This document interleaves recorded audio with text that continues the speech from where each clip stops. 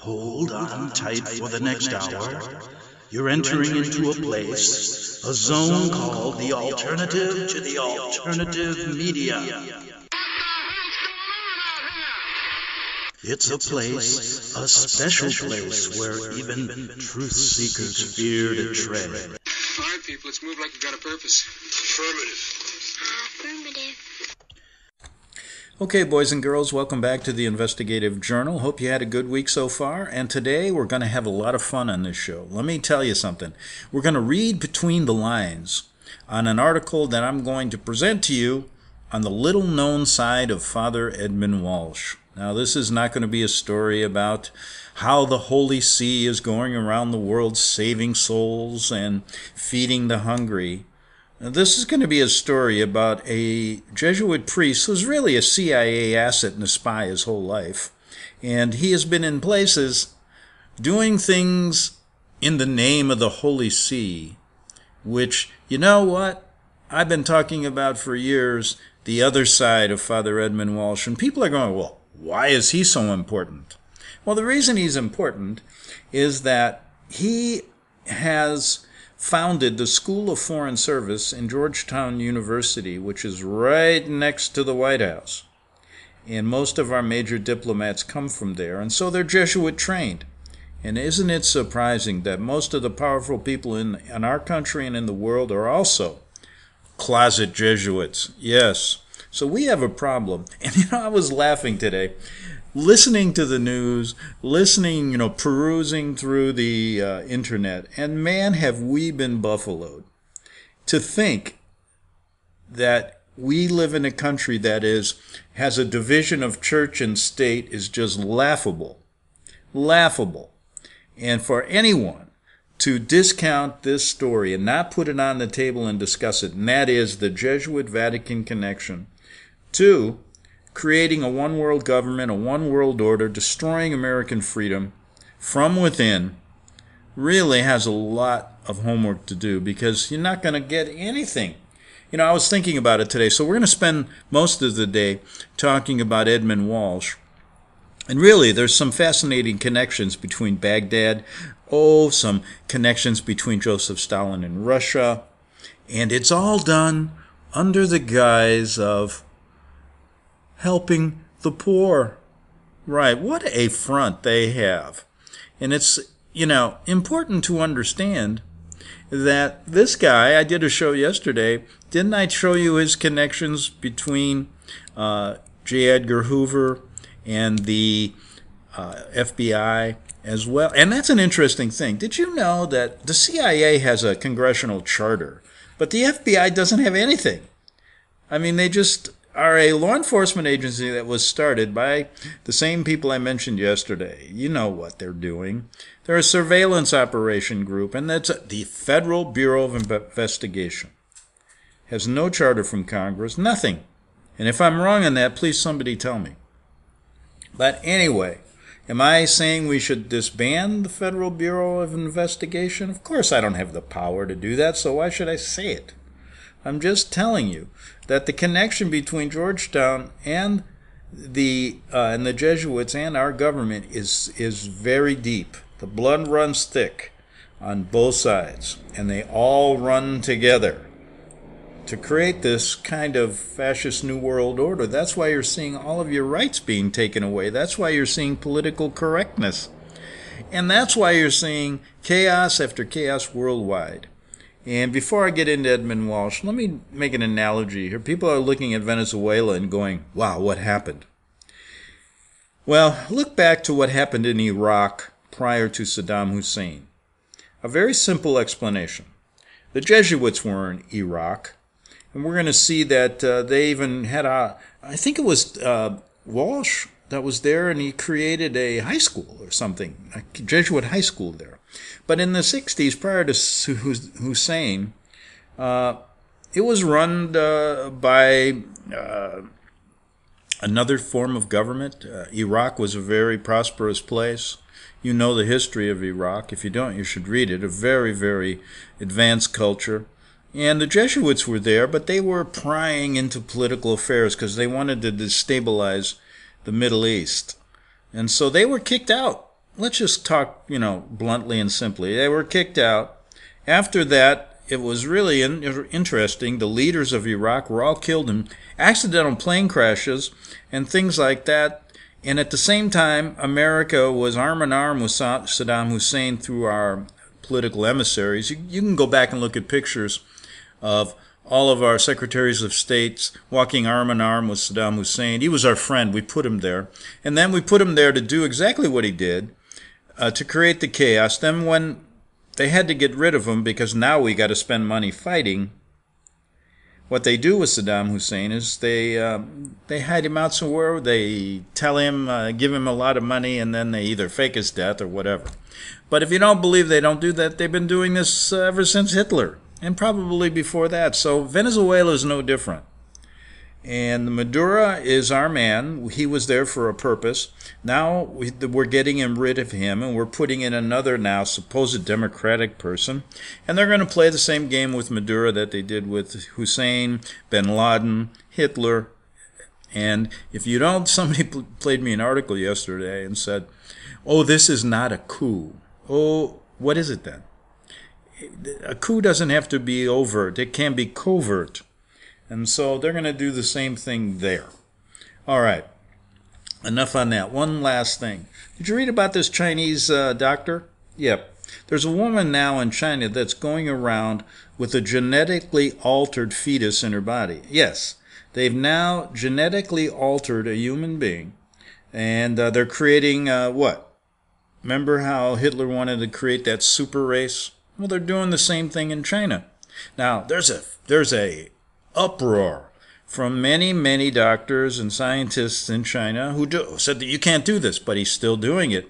In fact, there was an American doctor that knew all about it, and he didn't say a word. He's actually doing research. So get with it, folks.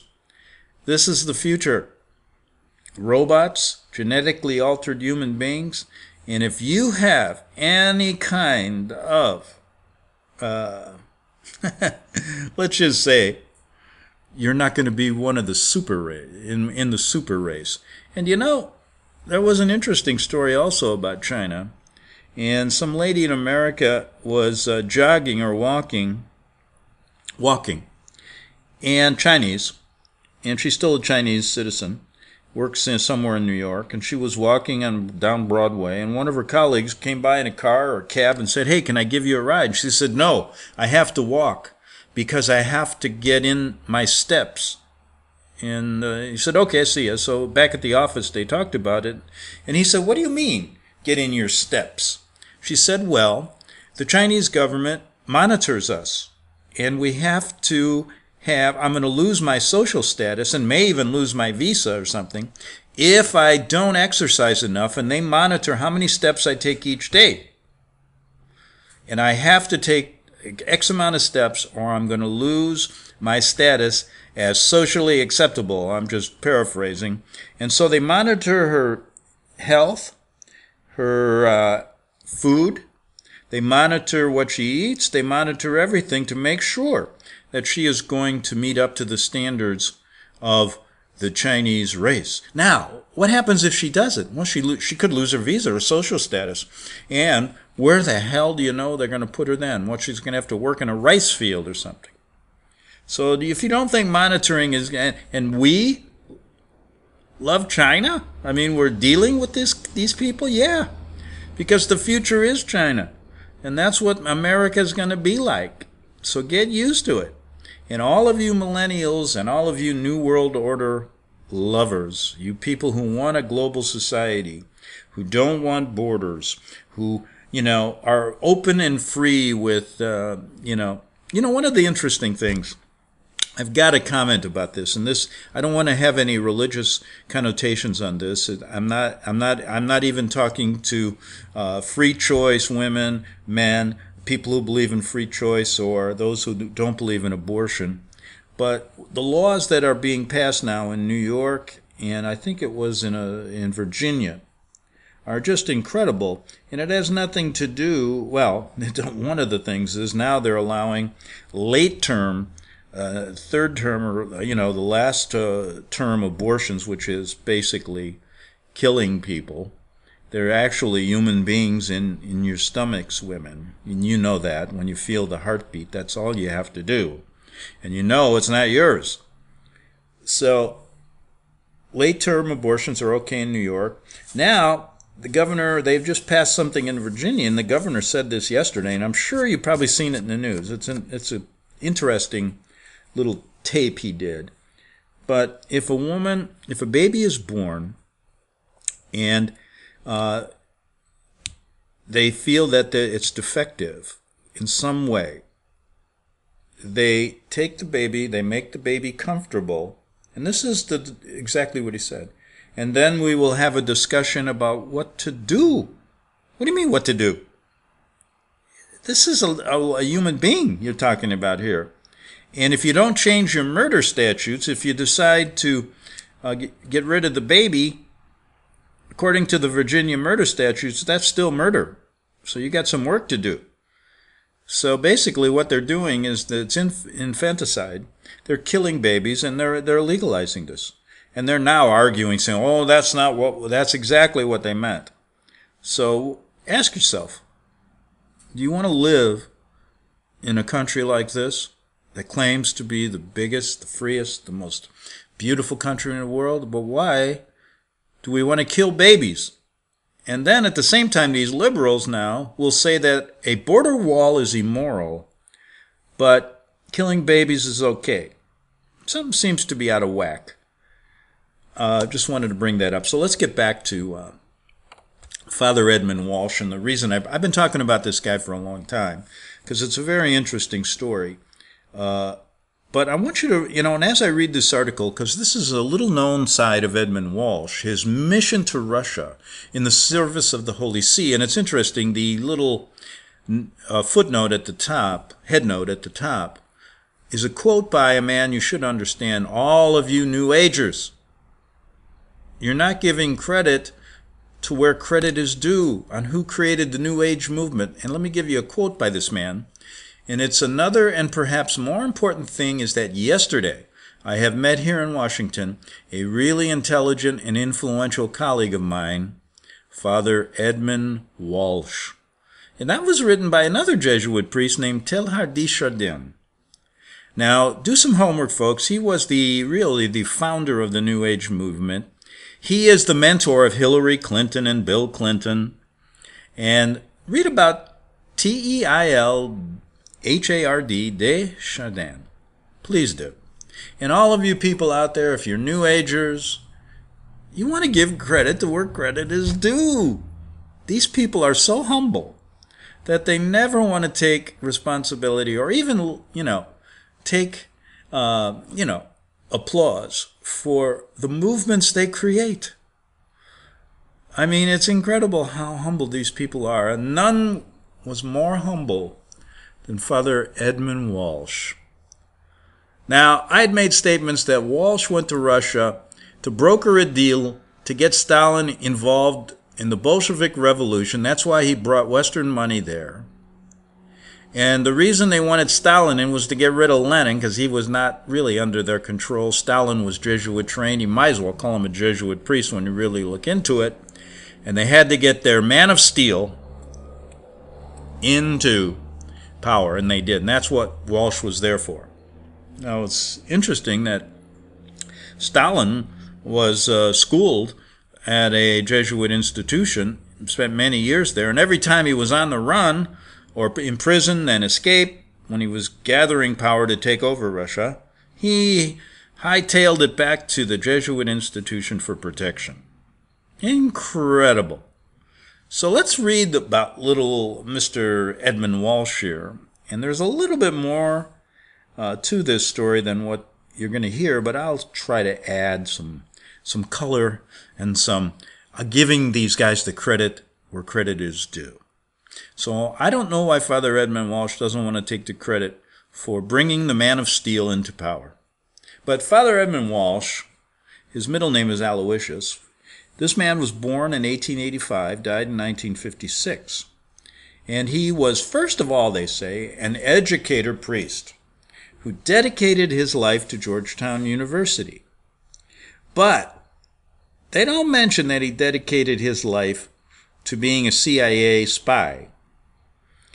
He was the first. This was, give you a little background. I always talk about that tunnel between Georgetown and the White House, which means there is no separation of church and state in our country. And the way you can visualize it, close your eyes, is that Georgetown is right near the White House. They have a little tunnel, and they bridge the gap between church and state there.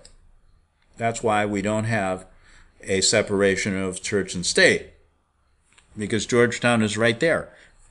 And this is the home of this Jesuit university. The community of Georgetown, which borders the Potomac to the northwest of Washington, D.C., and very close to the White House, became an integral part of the nation's capital in 1871. Yeah. So, when I say these things, these are facts that back it up. And why was the capital of Washington, D.C. put there by all of our great founding fathers, including our founding fathers that don't take credit for being one? Lorenzo Ricci, a Jesuit general, one of our founding fathers that we don't ever give credit to, and I'm tired of it. Now, it's that right here became an integral part of our nation's capital, and they still are, because what they do is they are the ones that are in control of our foreign and domestic policy still.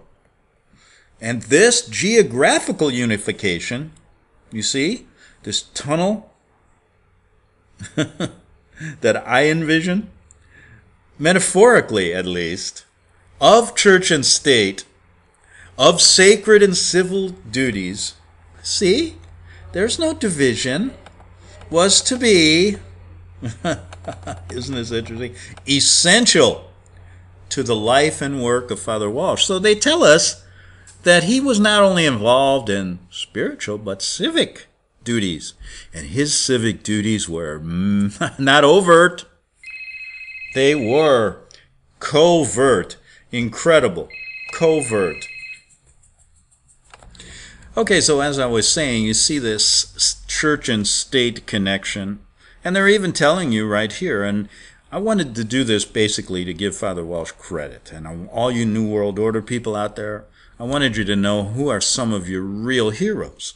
And so Georgetown, the civic world of Washington, as well as the world of the Jesuits, was utmost important to his life. And he had a multifaceted CIA career.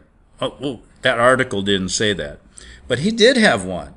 And he was a really great spy because he wore that collar. And he was intimately connected with Georgetown University, with Washington, D.C., and internationally with the United States' emergence on the world scene as a major power. And he was right there. Now, he went to, give me your background so you know a little bit about one of your heroes in the New World Order. Father Walsh, he went to Georgetown to fulfill his Jesuit teaching in high school department. He worked from 1909 to 1912 in high school. Subsequently, in 1918, following the completion of his theological studies, his Ignatius Loyola studies, and did he get the fourth vow, where he's going to kill heretics? I don't know. We should ask him.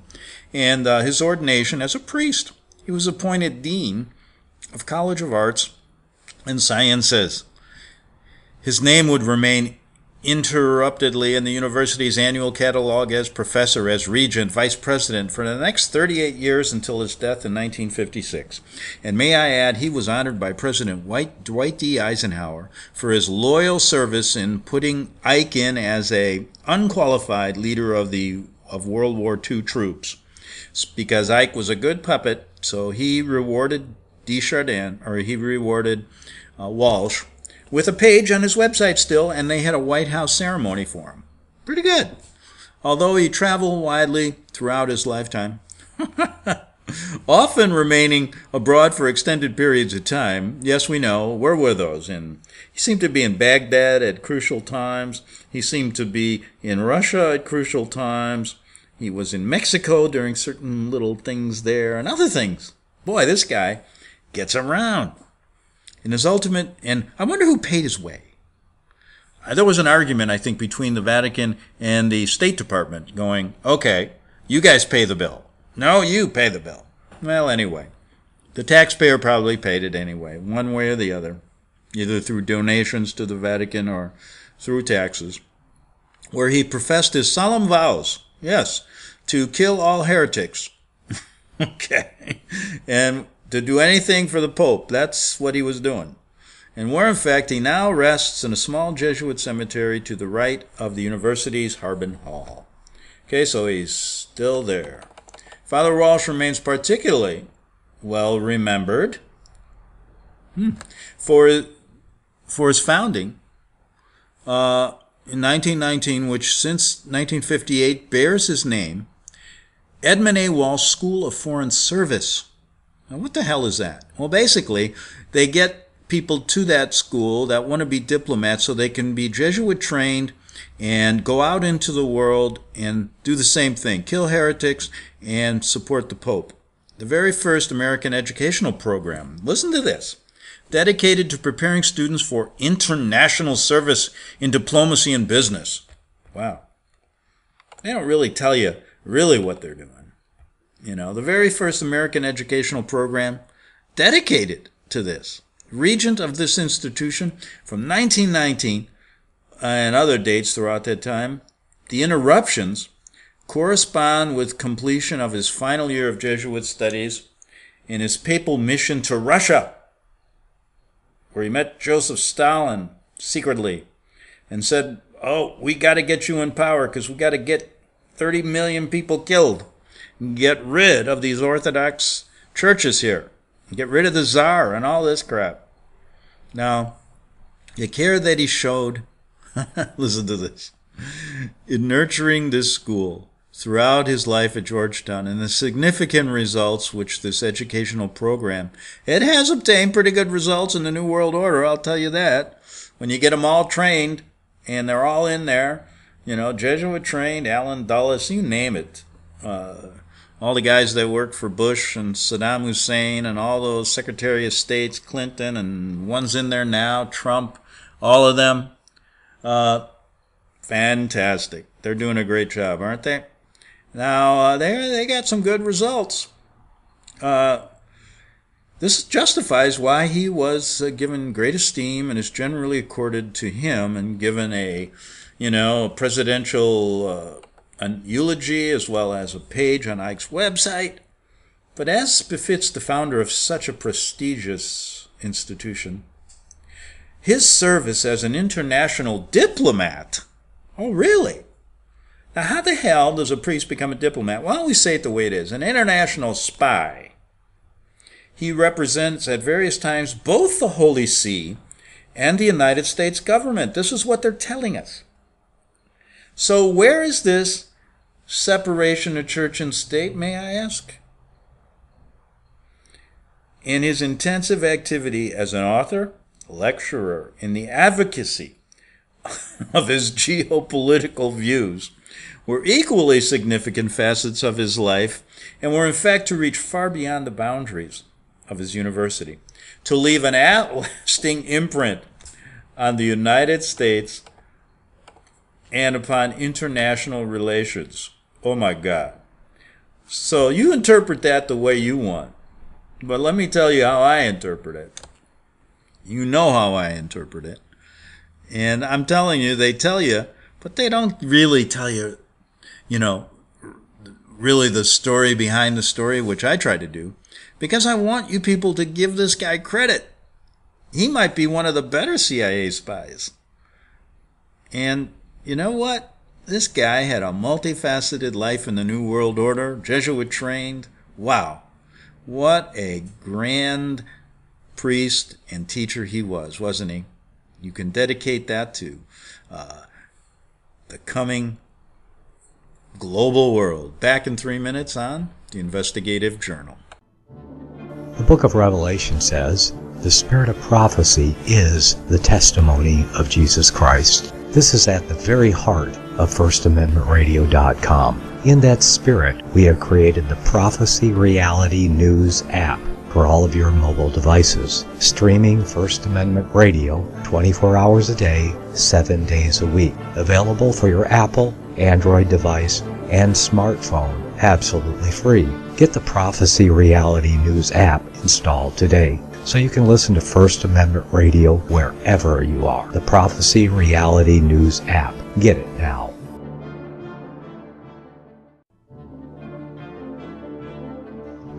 Visit crosstheborder.org, C-R-O-S-S, crosstheborder.org, to get your print, EPUB, or PDF version of Nicholas Arthur's new book titled When the Third Temple is Built. That's crosstheborder.org. When it comes to prophecy today, much of the evangelical Christian world has their eyes on Israel, waiting and watching to see when the third temple will begin to be built. The plans are drawn. The Jewish people are eager. Most evangelical Christians today believe that the rapture will happen before the third temple is built. Hi, I'm Michael Eugene. I was taught that Daniel's 70th week was in the future. Is that really what the Bible teaches? Have we searched the scriptures and found this to be true? Why is it so important for a re-established Israel to build a third temple in Jerusalem? Is it necessary to build a temple on the same location already occupied by the Dome of the Rock? Is it necessary for sacrifices to take place in the temple on Temple Mount? Is there really a rapture followed by 7 years of tribulation? What is the New Testament temple? Can we identify history and prophecy? Who is the first beast in Revelation chapter 13? Who are the 7 kings in Revelation 17? I have asked all these questions, and I have found Nicholas Arthur's new book, When the Third Temple is Built, answers all these questions and more using Scripture to interpret Scripture. The Bible says that no prophecy of Scripture is of any private interpretation. Nicholas shows us in his new book, When the Third Temple is Built, how the Bible interprets prophecy and not man's private interpretation. Visit crosstheborder.org, C-R-O-S-S, crosstheborder.org, to get your print, EPUB, or PDF version of Nicholas Arthur's new book titled When the Third Temple is Built. That's crosstheborder.org. The following program is labeled dangerous and off limits by the supreme Jesuit command. But stand tall, people. Listen up, and you may just learn something. Oh, dear Lord Jesus, this ain't happening, man. This can't be happening, man. This isn't happening. Okay, folks, back for the second half hour. And isn't that fun? You know, giving credit where credit is due to all of our, founding fathers that we don't know about, all of our CIA spies that really have helped us and get to where we are today. And we're so successful, and everybody is happy because we're on the verge of a one world order, one world government, a place where everybody will be happy. You know, we can put aside our cultural differences, all of our hand signals and the way we speak, and we can all learn one language, Chinese, which will be the next language we'll have to learn. And everybody will speak Chinese. English will be a second language. The dollar will be not the world currency. And boy, we can all just have a great time being a one world. Nobody different anymore. And maybe, we don't have to put up with people like me and people like you. We'll just genetically alter the new babies to be good citizens, to follow the world command and to follow the Jesuit order. And boy, will they be happy. And Edmund Walsh, the man I'm talking about, is very instrumental in bringing us to this point right now. Yes, he is. He's bringing us right to the precipice of beauty, greatness in our new world order. And we can thank people like Edmund Walsh. We can even thank, going way back to the American Revolution, one of our founding fathers that no one gives credit to, Father Lorenzo Ricci. Let's have a hand for Father Lorenzo Ricci for orchestrating our revolution, for making sure that the Constitution allowed religious freedom so that the Vatican can get in here and destroy us. Let's thank these people. And now you're seeing everything being destroyed. You can't even talk anymore. Nope, you can't say anything. Because if you do, you're not going to be politically correct. You're not going to be involved in this great new world order. They're going to ostracize you, tell you to shut up. They may even come to your house with a SWAT team like they did with Mr. Roger Stone. And you know what I'm talking about. Look it up if you haven't seen it or watched the mainstream news. So we've got to the point where we've seen that he has left. This is Jesuit priest Edmund Walsh. He's got a lasting imprint upon the United States and upon our international relationships. How can that be? He's just a priest. You know what? Let's go on with this. This is too much fun. Pope Pius XI conferred several assignments. Oh, really? Who the hell is he now? Listen, he put an imprint on the United States, but guess who's giving him his assignments? Pope Pius XI. Where's the separation of church and state here? Listen, he went on 3 diplomatic missions by the direction of the Vatican for famine relief in Russia, papal relief mission to Russia in 1922 and 23. And you know, that just happened to coincide with a little side trip he made with about, I don't know how many millions of dollars of Western cash to give to the Bolsheviks to bribe Lenin to bring Stalin into power. This guy's really something. So let me tell you how it really works. The Vatican and our government get together and say, let's send them over there on a papal mission of hunger and help the Bolsheviks, while at the same time they're crafting their move towards destroying the Tsar Russia, to create the Soviet Union, to create basically the system of government they already created in the Paraguay experiments and communism in the 1600s. Wow. These guys are smart. Now, the settlement of church and state, listen to this. Wait. He was solving a problem of church and state? So Pope Pius XI, why don't we call him President of the United States, Pope Pius XI, de facto president. He went on 3 missions. So the first was to make sure Stalin could kill 30 million people, but they said it was a papal relief mission. Then he went on a mission in settlement of the church and state conflict between the church and the Mexican revolutionary government in 1929. So there he was, right there. What was he doing that for? Oh, he was there to settle the conflict. He didn't bring any aid money this time. And what was their goal there? Chaos, chaos, chaos. Now, then they sent him where? A mission to Iraq. Right. You didn't think the Jesuits were there? Remember I said they were kicked out? Somebody called me and said the Jesuits were never in Iraq. Well, he was sent there in 1931, which resulted in the establishment of a Jesuit-led high school in Baghdad. Now, how come if a Christian goes to certain parts of the Middle East, you can't worship the Bible, but you can sure have a Catholic church. And that's no better seen. You'll have the biggest, Catholic church next to a Muslim place of worship. But you don't see any Christians. So that's why I say, hey, this isn't Catholics are not Christians. Get it through your head, Catholics. You're not Christians. All right. And I'm only saying that because I want you to realize how important Catholicism is. Christianity, the hell with it. It's the Pope, it's Catholicism, it's tradition. Built on a sea of blood. Now, a mission to Iraq in 1939 resulted in the Jesuit-led high school in Baghdad and Baghdad College. And, boy, this guy's busy. And a papal assignment to organize and direct the Catholic Near East Welfare Association. What the hell is this? Amazing. CNEWA, a large American fundraising association.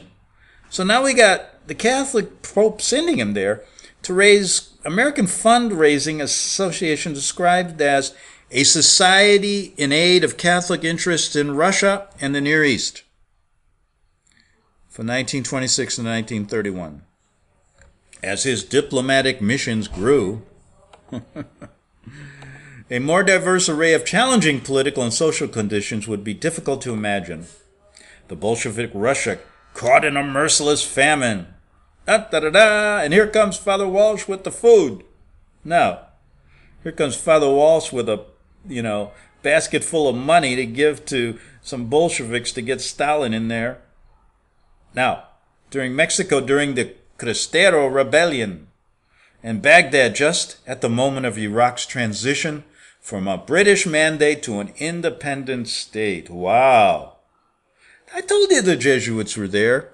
Then they got kicked out, and would they put in their puppet Hussein, and the story, the rest of the story. Now, each situation is totally different. Each situation fraught with tension and required a great deal of political acumen in order to achieve satisfactory New World Order results. I put in that New World Order because that's what he was doing. Got to move this into a global system for our Pope. The American government, see, I'm telling you, am I wrong when I say there's no separation of church and state? That the Constitution is just like a piece of toilet paper, like George Bush said? The American government was also entrusted, Walsh, with a series of responsible positions. Wow. The first one, in fact, foreshadowed that which would become his lifelong involvement with the U.S. government military matters. This sounds kind of weird, doesn't it? Well, he had to be there to make sure that they got a puppet, as the head of the military in World War II to cover up a lot of crimes. And they got their man, because he was very close with the big generals at the time. And so they got Ike. Did you know that when Ike was made the Supreme Commander, that there were about 50 or 60 people more qualified, and there was a big hubbub in the military at the time saying, why did we pass over the most qualified people and choose this guy? Well, because Edmund Walsh said, yes, this is our man. This is the only one that can listen to us. The rest of them might be smart and figure out what the hell we're really doing. Now, in fact, foreshadowed his lifelong goal. He was involved in U.S. government military matters. I thought he was an educator. In 1918, shortly after his appointment in May as dean at Georgetown of the Colleges of Arts and Science, he was called to Boston by the United States War Department. Folks, look at this story. And now, look at your news media. Look at what government people tell you. This is insane. This guy is actually going to work in Boston with the United States War Department to become Assistant Educational Director for the New England states of the newly formed Student Army Training Corps. Oh boy. And you don't think they're Jesuit trained? So we have our military now being Jesuit trained. Wow. He became a personal liaison between the Army and the New England colleges and universities, many of which were converted into units dealt directly with issues involving student induction and the adjustment of college schedules to Army requirements. This guy was really something. In 1942, he was appointed consultant and lecturer by the Geopolitical Division and War Department and carried out lectures and courses at major Army centers throughout the country. From 1945 to 1946, he was consultant to the U.S. Chief of Counsel, Judge H. Jackson, at the Nuremberg war trials, researching and giving advice on matters relating to Nazi religious persecution, and the role of Karl Haushofer, the geopolitical man whose ideas regarding certain ideas were adopted by the Nazi regime. Now listen to this. Remember I mentioned to you that he was sent there as a liaison to Judge Robert H. Jackson? You know why he went? He was there to tell Jackson what the hell to do, to get off the Nazis they needed, not to get any involvement. We got nothing in the record about the Vatican. So why would you send a priest as the UF Chief of Counsel to the Nuremberg trials? Did you ever hear? I've watched the movie, The Nuremberg Trials. Where was he? They don't even give him credit for getting getting all these Nazis back to the Vatican, giving them fake passports and getting them out to start NASA, to do all these wonderful things for the New World Order. This man is the man, my friends, the man. The man. Wow. And he gets no credit whatsoever. In fact, they try to hide all this stuff. Why? He's not the only one. Why do they want to hide these people from the credit they deserve? And we listen to these bozos in our government and these guys that are on TV that don't have a clue. Well, maybe they have a clue and they just don't want to lose their $1 million contract or something. You can't blame them. Everybody's got a price, right? Somebody came to you and said, listen, okay, you got to go on Fox News. We're going to pay you $1 million a year, and you're going to just read what we tell you to read. And if you ever start reading on your own, and you learn these things about Father Walsh and all this stuff, and you tell it on the news, man, you are dead. You're not only going to lose your money, but, that's would you do it for $1 million? Hell yeah, most people would. I'm sitting here myself going, wow, $1 million? Would they really do that? But anyway, so here we got him at the Nuremberg trials now. Then, oh boy. Listen to this. In 1946, and there's no involvement of priests there. When I was talking 10 years ago to Alex Jones, and he started saying I was crazy, he said, no, these are just poor priests. They don't do anything. That was his point 10, 15 years ago. He was told not to mention anything. Now he says that there's a demonic takeover of the Vatican, but the good priests are going to win or something like that. But anyway, they give him what to say at certain periods of time, and pretty soon, when they get their world order, they'll tell you everything, because you will be, killed if you don't listen to them. So we must give Alex Jones credit for his role in the bringing us to this beautiful panacea of a world government that's going to be so beautiful. And he's really there to get you off base so you don't really learn the real stuff you need to know. And he's doing a hell of a job, getting paid a lot of money, 7 figures probably. And I want to give him some credit. Now, in 1946, he was selected by President Truman. Remember, what was that honor Truman got by the Jesuits? I remember reading about that. I'll read it tomorrow, maybe. In 1946, he was selected by Truman as a member of the 9-person Civilian Commission, the President's Advisory Commission on Universal Military Training. And from 1948 to 51, he was a member of President Truman's Committee on Religion and Welfare in the Armed Forces. In Washington, he was a well-known figure, not only due to his association with Georgetown School of Foreign Service, but also, and I may add this, his secretive work in that tunnel between Georgetown and the White House, directing and taking orders to be a great CIA spy and giving them all the information they needed to continue this world drive of one world government, one world religion. And he took public stances on a number of important issues going directly with the political life of the United States. He was most certainly not the type to hide his opinions. I think that's a lie. I think he hid a lot, nor to ask others to express them for him. In fact, for 18 years, beginning in 1924, immediately following his return from Russia, he delivered a public lecture series which was devoted to Russia and the dangers which international communist expansion posed to the free world. See what I'm talking about? He goes there to help them, give them the money so communism can grow, because they need them, and kill all the Orthodox people there, getting Stalin. But he comes back, speaking out of the other side of his mouth, saying how dangerous this is to the free world.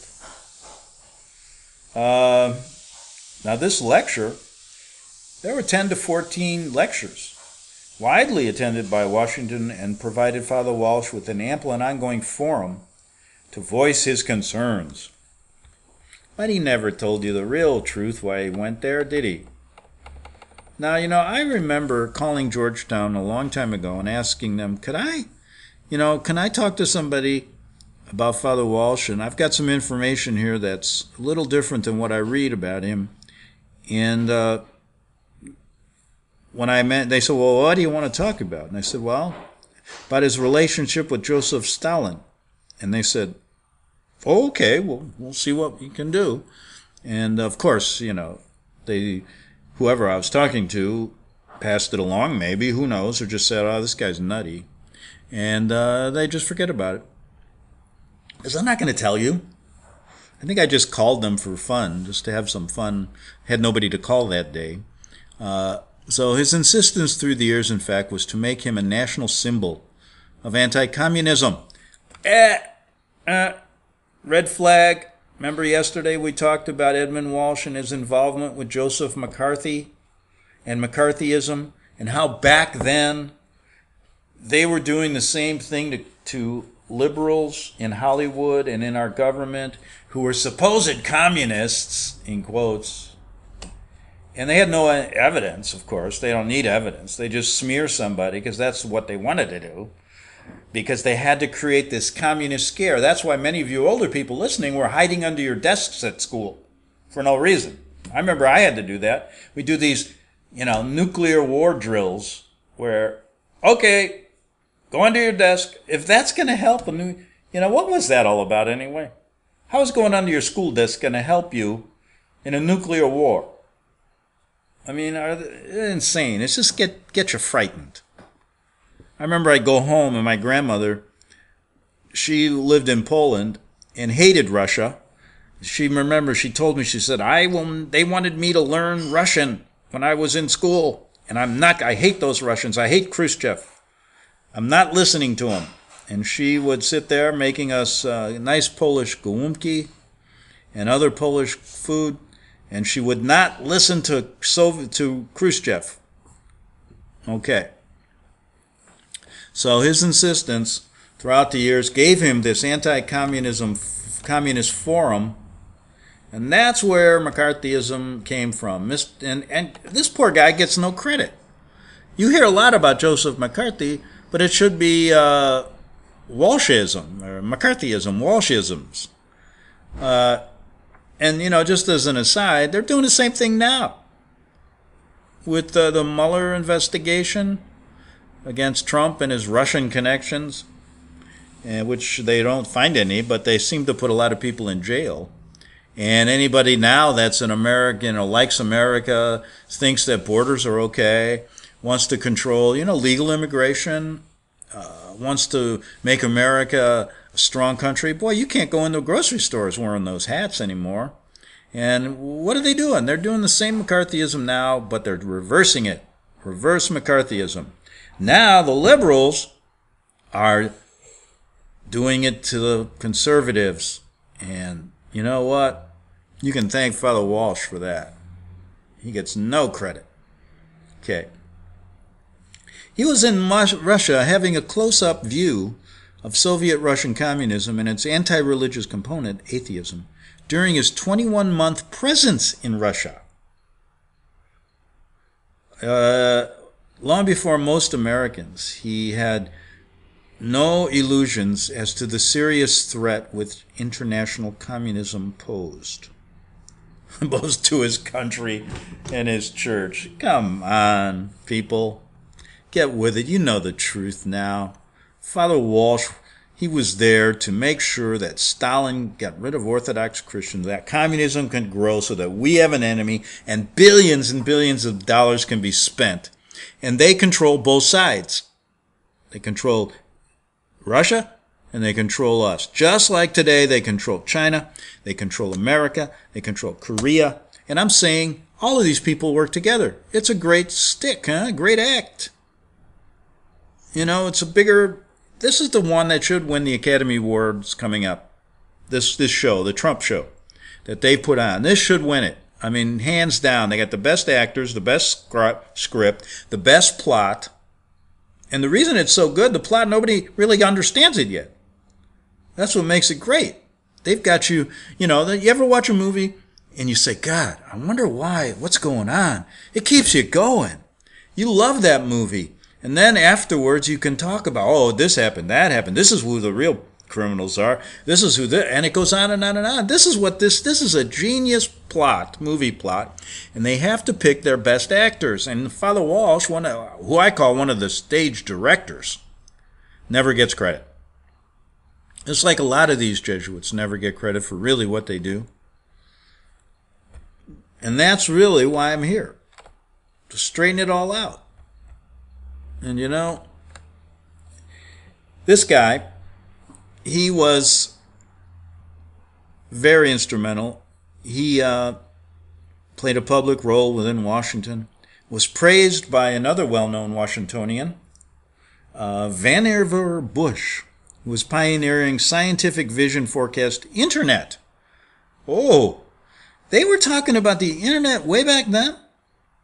And who, in his role as director of U.S. government's newly formed Office of Scientific Research and Development, oversaw the development of the first atomic bomb. This guy gets around. In his note of congratulations to Walsh, on the occasion of the 50th anniversary of the entry into the Jesuits, Bush wrote, "May I count myself as one of your friends and add my own congratulations on a long and distinguished career. It is a fine thing that you are here in Washington, where your sage counsel often modified the course of events in a salutary manner. And we who have worked with you on occasion hope that this beneficent influence may long continue." And it has. It is long continued and will continue more about the people that should really get the credit for the New World Order on the Investigative Journal tomorrow. Thanks for listening. See you tomorrow. The book of Revelation says, "The spirit of prophecy is the testimony of Jesus Christ." This is at the very heart of FirstAmendmentRadio.com. In that spirit, we have created the Prophecy Reality News app for all of your mobile devices, streaming First Amendment Radio 24 hours a day, 7 days a week. Available for your Apple, Android device, and smartphone, absolutely free. Get the Prophecy Reality News app installed today so you can listen to First Amendment Radio wherever you are. The Prophecy. Since the beginning of time, kings have sought it, nations have fought for it. It has been traded, it has been borrowed, it has been purchased, it has been stolen. There's a reason for it. To secure the blessings of liberty to ourselves and to our posterity. Invest with the security of gold and silver. Call Discount Gold and Silver Trading at 1-800-375-4188 or visit discountgoldandsilvertrading.net. Listen to Financial Survival with your host Melody Cedarstrom right here on FirstAmendmentRadio.com at 4 p.m. Eastern or 1 p.m. Pacific Time. Visit discountgoldandsilvertrading.net or call Discount Gold and Silver Trading at 1-800-375-4188. Toll free 1-800-375-4188.